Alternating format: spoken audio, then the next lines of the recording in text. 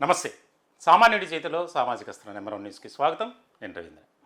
ఆంధ్రప్రదేశ్లో రాష్ట్ర ప్రభుత్వ ఉద్యోగులు ఒక రకమైనటువంటి ఇబ్బందులు ఎదుర్కొంటుంటే, మరోపక్క కాంట్రాక్ట్ ఉద్యోగులు అలాగే అవుట్సోర్సింగ్ ఎంప్లాయీస్ వారి జీతాల కోసం, వారి ప్రొటెక్షన్ కోసం రోడ్లెక్కి ఆందోళన చేయాల్సినటువంటి పరిస్థితి. ఇట్లా ఎప్పుడూ కూడా మేము ఈ రకమైనటువంటి ప్రాబ్లంని ఫేస్ చేయలేదు అనేది తాజాగా చలో విజయవాడకు పిలుపునిచ్చారు కాంట్రాక్ట్ అలాగే అవుట్సోర్సింగ్ ఎంప్లాయీస్. దానికి ప్రధానమైనటువంటి కారణం ఏంటంటే, ఇప్పటికీ కూడా 4 నెలలు పూర్తయినా సరే వారికి జీతాలు రాల. కొంతమందికి అలాంటి వారంతా ఒక వేదికపైకి వచ్చి కనీసం మన వాయిస్ని వినిపించాలి, మన ఆందోళన అనేది తెలియజేయాలి, నిరసన చేయటం ద్వారా మన వాయిస్ అనేది వింటారు, ఖచ్చితంగా మనకు న్యాయం జరుగుతుందని. రాజ్యాంగంలోనే వాక్ స్వాతంత్రపు హక్కు ఉంది. వారి హక్కుల పరిరక్షణ కోసం ఎవరైనా సరే ఏ రకమైనటువంటి ఆందోళన అయినా చేయొచ్చు, ప్రజలకు ఇబ్బందికరంగా లేకుండా. ఇట్లాంటి సందర్భంలో కనీసం ప్రభుత్వం ఎందుకు స్పందించట్లేదు? కూటమి ఎన్నికలకు ముందు చేసినటువంటి ప్రామిసెస్ ఏంటి, వాగ్దానాలు ఎన్ని రకాలుగా నమ్మించారు? కానీ ఈరోజు అధికారంలోకి వచ్చిన తర్వాత కనీసం మా వెల్ఫేర్ గురించి కానీ, మా భవితవ్యం గురించి కానీ ఏ రకమైనటువంటి ఆలోచన చేయట్లేదు. ఇలా అయితే ఎలా? మా కుటుంబాలని మేము ఎలా పోషించుకోవాలి? మా జీవన విధానం ఏ రకంగా మారుతుంది అనేది ఇక్కడ కీలకమైనటువంటి అంశంగా. వాస్తవానికి కూటమి ప్రభుత్వం ఏ రకమైనటువంటి విధానంతో వెళ్తుంది అంటే, ఇక్కడ వారి విషయంలో మాత్రం అన్యాయం చేస్తుందనే చెప్పాలి. దీనికి సంబంధించి కాంట్రాక్ట్ నర్సింగ్ ఉద్యోగులు కావచ్చు,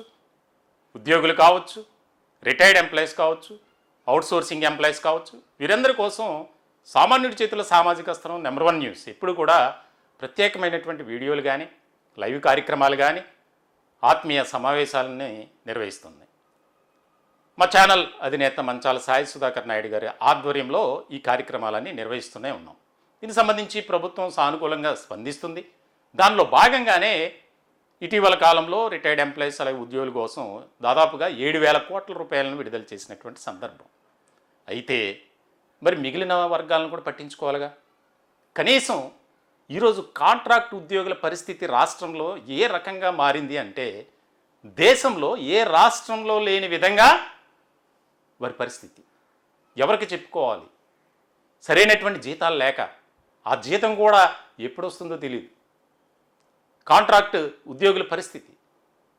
నిధి పోర్టల్ అన్నారు, ఆ నిధి పోర్టల్లో సరైనటువంటి అప్డేషన్ లేకుండా, దానికి సంబంధించి వివరాలు సబ్మిట్ చేయకుండా ఆఫీసుల చుట్టూ తిప్పుతున్నారు.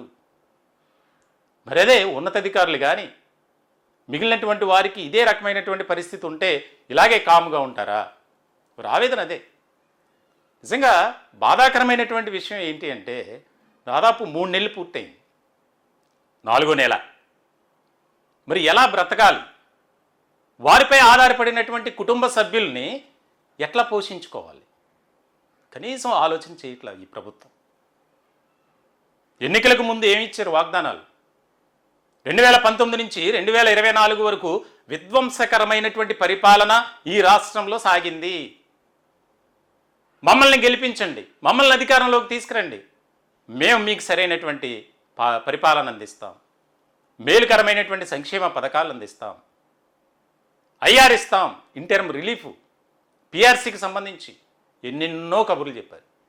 కానీ ఇప్పటికీ కూడా కనీసం కూటమి ప్రభుత్వం ఏర్పాటై 2 ఏళ్ళు పూర్తి కావస్తుంది, అయినప్పటికీ కూడా ఒక రకమైనటువంటి ఆలోచన చేయట్లే. ఇదే ఆవేదనగా మారింది. చాలామంది దాదాపు మేము చేస్తున్నటువంటి వీడియోస్కి అనేక మంది కామెంట్స్ పెడుతున్నారు, ప్రత్యేకంగా కాల్స్ చేస్తున్నారు. మీడియా చరిత్రలో ఏ ఛానల్ కానీ, ఏ పత్రిక కూడా వారి సమస్యలపై ఫోకస్ పెట్టినటువంటి సందర్భం లేదు. కానీ ఈరోజు వారు నిజంగా ప్రభుత్వాన్ని వేడుకుంటున్నారు, ప్రాధేయపడుతున్నారు. అయ్యా, మాకు జీతాలు ఇవ్వండి, మా భవిష్యత్తు ఏ రకంగా మారుతుందో మాకే అగమ్య గోచరంగా ఉంది, మేము లాస్ట్కి అడుక్కొని తినాల్సినటువంటి పరిస్థితి ఏర్పడింది, మేము ఏం పని చేయట్లేదు, మీరు అప్పగించినటువంటి పనిని ప్రతీది కూడా మేము చేస్తున్నాం, గొడ్డు చాకరీ చేస్తున్నాం, అయినప్పటికీ కూడా కనీసం మీపై ఎంతో నమ్మకంతో మాతో పాటు మా కుటుంబ సభ్యులు కూడా కూటమికి ఓట్లు వేసి గెలిపించాం, అయినప్పటికీ కూడా మీరు ఒక రకమైనటువంటి ఆలోచన చేయట్లేదు అనేది ఇక్కడ చాలా ముఖ్యమైనటువంటి అంశం. మేనిఫెస్టోలో కూడా పొందుపరిచారు. 5 ఏళ్ల పాటు విధ్వంసకరమైనటువంటి పరిపాలన వైఎస్ఆర్సీపీ సాగించింది, దానికి భిన్నంగా మేము అధికారంలోకి వస్తే మేము చేస్తాం. కూటమి అధికారంలోకి రాగానే ఇంటర్మ్ రిలీఫ్ అనేది ఇస్తాం, పిఆర్సీ ప్రకటిస్తాం. దానికి సంబంధించి ఏదైతే ఉద్యోగులు ఎదుర్కొంటున్నటువంటి సమస్యలు ఉన్నాయో వాటన్నిటిని కూడా క్రమక్రమంగా మేము పరిష్కరిస్తామని. దానికి సంబంధించి అక్టోబర్ 18వ తేదీన గ్రూప్ ఆఫ్ మినిస్టర్స్ సమావేశం జరిగింది.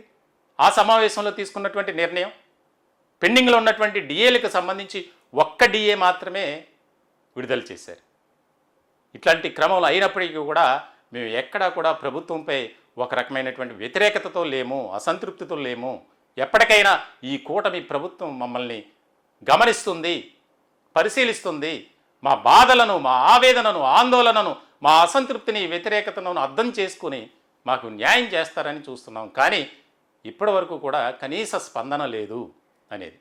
ఇది కాంట్రాక్ట్ అవుట్సోర్సింగ్ పద్ధతిని పనిచేస్తున్నటువంటి ఉద్యోగుల ఆవేదన అయితే, రెగ్యులర్గా చేస్తున్నటువంటి ఉద్యోగులు కానీ, మరి ముఖ్యంగా రిటైర్డ్ ఎంప్లాయీస్ వారి బాధలైతే వర్ణనాతీతం. ఎవరికి చెప్పుకోవాలి, ఎలా చెప్పుకోవాలి? కనీసం ప్రభుత్వం కూడా స్పందించట్లేదు. ప్రజాసేవలో ప్రభుత్వ ఉద్యోగిగా ఎన్నో ఏళ్ళు సర్వీస్ చేసినటువంటి రిటైర్డ్ ఎంప్లాయీస్ వారికి రావాల్సినటువంటి బకాయిలను కూడా ఈ ప్రభుత్వం చెల్లించేటువంటి క్రమంలో విఫలమవుతుంది. 2019 నుంచి 2024 వరకు వైఎస్ఆర్సీపీ ఇదే రకమైనటువంటి విధానంతో వెళ్తే ఏ రకమైనటువంటి బుద్ధి చెప్పామో ఈ కూటమి ప్రభుత్వానికి కూడా అదే రకమైనటువంటి పరిస్థితి రాబోతుంది అనేది వారు చెప్తున్నటువంటి మాట. మేము కూడా రిక్వెస్ట్ చేస్తున్నాం కూటమి ప్రభుత్వాన్ని. ఎందుకంటే ఇన్ని రకాల సమస్యలతో ఏ రాష్ట్ర ప్రభుత్వం అయినా సరే వెల్ఫేర్ స్కీమ్స్ ఎంత ముఖ్యమో డెవలప్మెంట్ యాక్టివిటీస్ కూడా అంతే ముఖ్యం. మరి వాటిని నిర్వహించేటువంటి వారు కానీ, వాటిని అమలుపరిచేటువంటి విధానంలో ఎలాంటి అవినీతి అక్రమాలకు తావివ్వకుండా చేసేటువంటి ప్రభుత్వ ఉద్యోగులు కానీ, కాంట్రాక్ట్ ఉద్యోగులు కానీ, అవుట్సోర్సింగ్ ఉద్యోగులు మరి వారి పట్ల ఎందుకు ఒక రకమైనటువంటి ఆలోచన చేయట్లేదు అనేది ఇక్కడ కీలకమైనటువంటి అంశం. ప్రభుత్వం వెంటనే స్పందించి వారికి పెండింగ్లో ఉన్నటువంటి జీతాలు, అలాగే పెండింగ్లో ఉన్నటువంటి బకాయిలు చెల్లించి ఒక రకమైనటువంటి వారిని ఆదుకోవాల్సినటువంటి పరిస్థితి ఆసన్నమైంది. ఇప్పటికే దాదాపుగా చాలా జాప్యం జరిగింది. కూటమి ప్రభుత్వం అధికారంలోకి వచ్చి దాదాపుగా 2 ఏళ్ళు పూర్తి కావస్తుంది. ఆర్థికపరమైనటువంటి ఇబ్బందులతో మేము సతమతం అవుతున్నాం అని చెప్పి ఎప్పటికప్పుడు ఉద్యోగ సంఘ నేతలను కూడా సముదాయిస్తూ వస్తున్నారు. దాదాపు 2 ఏళ్ళ సమయం అంటే చాలా ఎక్కువ. మమ్మల్ని అర్థం చేసుకోవడానికి 6 నెలల సమయం చాలు. మేమైనా ఎక్కువగా మీకు సమయం ఇచ్చాం. ఇప్పటికైనా స్పందించకపోతే మేమంతా ఒకే వేదికపైకి రావాల్సినటువంటి ఆవశ్యకత చాలా ఉంది. ఇప్పటికే జరుగుతుంది. ఏదైతే మెయిన్ స్ట్రీమ్లో ఉన్నటువంటి ఉద్యోగ సంఘాలు దాదాపుగా 15కు పైగా ఉన్నాయి. వారంతా ఒక ఆలోచన చేస్తున్నారు. ఎవరికి వారు ఇప్పుడు వ్యక్తిగతంగా ఉద్యమాలు, పోరాటాలు చేస్తున్నారు. అలా కాదు, ఒక జేఏసీగా ఏర్పడి ఆ జేఏసీ గొడుగు కింద ఈ ఉద్యోగ సంఘాలన్నీ రావాలి. తద్వారా ప్రభుత్వంపై తీవ్రమైనటువంటి ఒత్తిడి తీసుకురావడం ద్వారా ఖచ్చితంగా మన సమస్యలు పరిష్కరించబడతాయి అనేది ఇక్కడ చాలా ముఖ్యమైనటువంటి అంశంగా ఒక నిర్ణయం తీసుకోబోతున్నారు. ఆల్రెడీ ఇప్పటికే ఫ్యాప్టో ఆధ్వర్యంలో federation of Andhra Pradesh teachers organisation ఏదైతే ఉందో దాని సమక్షంలో వారి ఆధ్వర్యంలో జూన్ 1వ వారంలో ఒక రకమైనటువంటి చలో విజయవాడకు పిలుపునిచ్చారు. మరి వారి వ్యతిరేకత, అసంతృప్తిని అర్థం చేసుకుని కూటమి ప్రభుత్వం స్పందించాల్సినటువంటి అవసరం ఎంతైనా ఉందనేది సామాన్యుడి చేతుల సామాజిక అస్త్రం నెంబర్ 1 న్యూస్ కూడా ఈ ప్రభుత్వాన్ని వేడుకుంటుంది. ఖచ్చితంగా వారికి న్యాయం చేయడానికి ముందుకు రావాలి. వారి జీతాలు చెల్లించాలి, వారికి పెండింగ్లో ఉన్నటువంటి బకాయిలు చెల్లించాలి ప్రాధాన్యత క్రమంలో అనేదే మేము కోరుకుంటున్నాం. ఈ టాపిక్పై మీ విలువైనటువంటి అభిప్రాయాలు కామెంట్ రూపంలో తెలియజేయండి. దయచేసి మా ఛానల్ని సబ్స్క్రైబ్ చేసుకోండి. Thank you.